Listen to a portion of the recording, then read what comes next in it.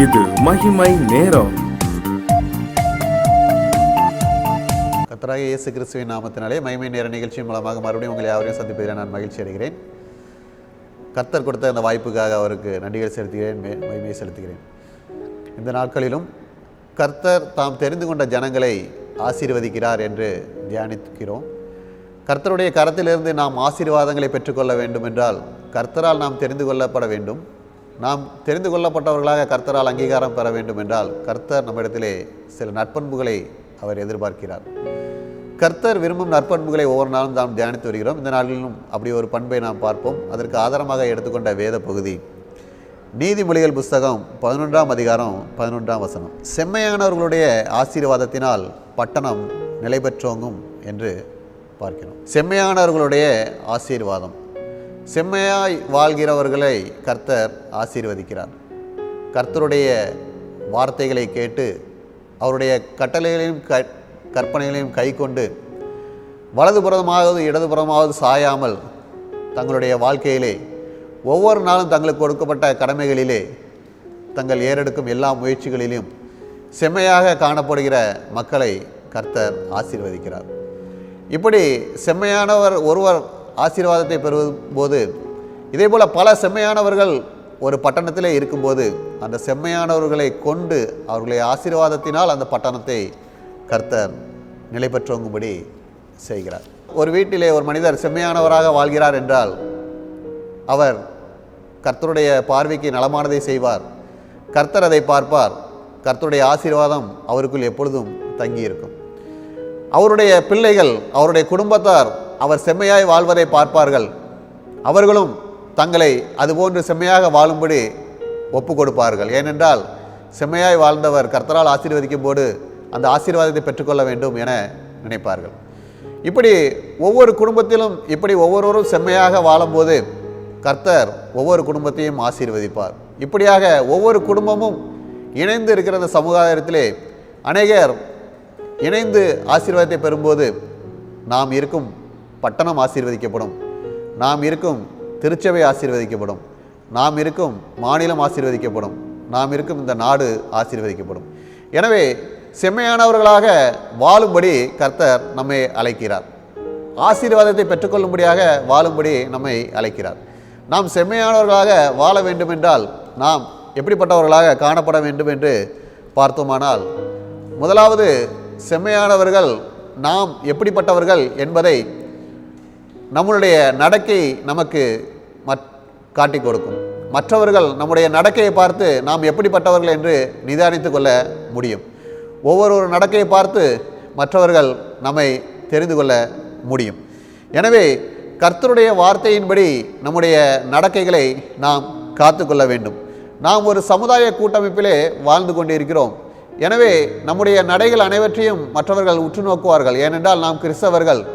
கர்த்தருடைய வாக்கின்படி, அவருடைய செய்கையின்படி, அவர் கூறிய வார்த்தையின்படி நாம் நடக்கிறோமா என்பதை மற்றவர்கள் கவனித்திருப்பார்கள். எனவே எந்த ஒரு சூழ்நிலையிலும் நாம் செம்மையாக வாழ நாம் நம்மை உறுதிப்படுத்திக் கொள்ள வேண்டும். அதற்கு அர்ப்பணித்து கர்த்தரிடத்திலிருந்து கிருபையை பெற்று செம்மையாய் வாழ வேண்டும். நாம் வாழும் வாழ்க்கை நாம் செம்மையானவர்களாக வாழ வேண்டும். மற்றவர்களுக்கு நம்முடைய வாழ்க்கையின் மூலம் இடைஞ்சல் இருக்கக்கூடாது. நம்முடைய வாழ்க்கை முறை, நம்முடைய பழக்க வழக்கம் மற்றவர்களுக்கு துன்பத்தை கொண்டு வரக்கூடாது. எந்த சூழ்நிலையிலும் நம்முடைய வாழ்க்கை மற்றவர்களை பின்தள்ளும் வாழ்க்கையாக காணப்படக்கூடாது. மேலும் நாம் ஒருவரோடு பேசும்போது அவர்களோடு செம்மையான வார்த்தைகளை பேசும்படியாக, அவர்களோடு ஐக்கியப்பட்டு பேசும்படியாக நாம் அழைக்கப்பட்டிருக்கிறோம். மற்றவர்களை கேலி செய்வது, கிண்டல் செய்வது, மற்றவர்களுடைய மனதை புண்படுத்தும்படியாக நடந்து கொள்வது என எந்த ஒரு காரியத்தையும் நாம் செய்யாமல் நம்மிடத்திலே வரும் ஏழைகள், எளியவர்கள் என அனைவருக்கும் நியாயத்தையும் நீதியையும் செய்து அவர்களை தாங்கும்படியாக நாம் எப்பொழுதும் உண்மையும் நேர்மையும் உடையவர்களாக காணப்பட வேண்டும். ஏன் நாம் நேர்மையாகவும் செம்மையானவர்களாக காணப்பட வேண்டும் என்று பார்த்தோமானால், வேதாகமத்தில் இப்படியாக ஒரு வசனம் கூறுகிறது. ரோமர் 14ஆம் அதிகாரம் 12ஆம் வசனத்திலே, ஆதலால் நம்மில் ஒவ்வொருவனும் தன்னை குறித்து தேவனுக்கு கணக்கு ஒப்புவிப்பான் என கூறுகிறது. நாம் இந்த உலகத்திலே வாழ்க்கையிலே செம்மையானவர்களால் வாழும்படிதான் கர்த்தரால் அழைக்கப்பட்டிருக்கிறோம். எல்லாருமே ஒரு நாள் நியாய தீர்ப்பு நாட்களிலே நாம் நியாயத்தீர்ப்புகளிலே நாம் நிற்க வேண்டும். அந்த சூழ்நிலையிலே கர்த்தர் நம்முடைய வாழ்க்கையை, நம்முடைய நடக்கையை அவர் சீர்தூக்கி பார்ப்பார். நாம் செம்மையாக வாழ்ந்திருக்கிறோமா என்று பார்ப்பார். நாம் செம்மையாக வாழ்ந்து ஆசீர்வாதத்தை பெற்றிருக்கிறோமா, மற்றவர்களுக்கு ஆசீர்வாதத்தை பெரும்படியாக நம்முடைய வாழ்க்கை அமைந்திருக்கிறதா என்று பார்ப்போம்.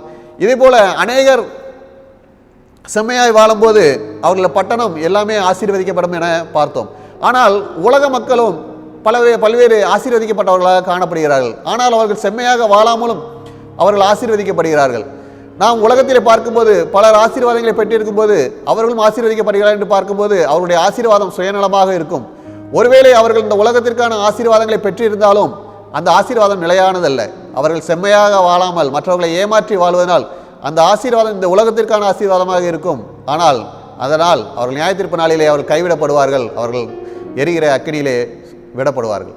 எனவே செவ்வையானவர்களாக வாழ்ந்து கர்த்தரிடத்திலே ஆசீர்வாதங்களை பெற்றுக்கொண்டு நமக்கும் நம்முடைய சமுதாயத்துக்கும் ஆசீர்வாதத்தை நாம் வைத்து செல்ல வேண்டும்.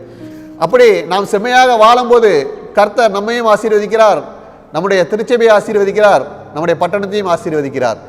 அப்படி கர்த்தர் ஆசீர்வதிக்கும் போது முதலாவது ஆசீர்வாதம் எப்படியாக வருகிறது என்றால், சங்கீதம் 112:2 பார்க்கிறோம், செம்மையானவர்களின் வம்சம் ஆசீர்வதிக்கப்படும் என்று. முதலாவது அவர் நம்முடைய வம்சங்களை ஆசீர்வதிக்கிறார். நம்மையும் நம்முடைய பிள்ளைகளையும் கர்த்தர் ஆசீர்வதிக்கிறார். முதலாவது நாம் எடுத்த நடக்கையின்படி நம்முடைய குடும்பம் ஆசீர்வதிக்கப்படுகிறது, நம்முடைய வம்சம் ஆசீர்வதிக்கப்படுகிறது. இரண்டாவது நாம் முதலாவது வாசித்த வசனத்தின்படி நீதிமொழிகள் 11:11 செம்மையானவர்கள் வாழும்போது பட்டணம் ஆசீர்வதிக்கப்படுகிறது.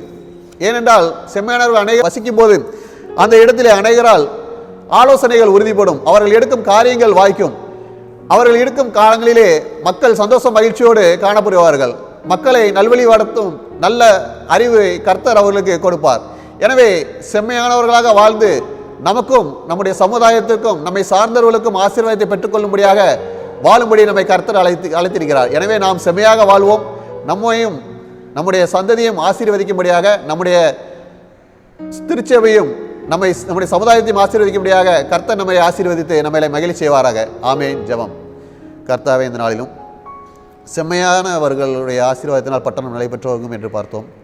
நாங்கள் செம்மையாக வாழ்ந்து உம்முடைய கரத்திலிருந்து ஆசீர்வாதங்களை பெற்றுக்கொண்டு எங்களுடைய ஆசீர்வாதங்களினால் நாங்கள் வாழும் பட்டணமும் திருச்சபையும் ஆண்டவரே இந்த எங்கள் நாடும் ஆசீர்வதிக்கும்படியாக நாங்கள் செம்மையானவர்களாக வாழ்ந்து உம்முடைய கரத்திலிருந்தே ஆசீர்வாதங்களை பெற்றுக்கொள்ளும்படியாக கிருபை செய்ய வேண்டுமாய் இயேசு கிறிஸ்துவின் மூலம் ஜெபிக்கிறோம் நல்ல பிதாவே. ஆமென்.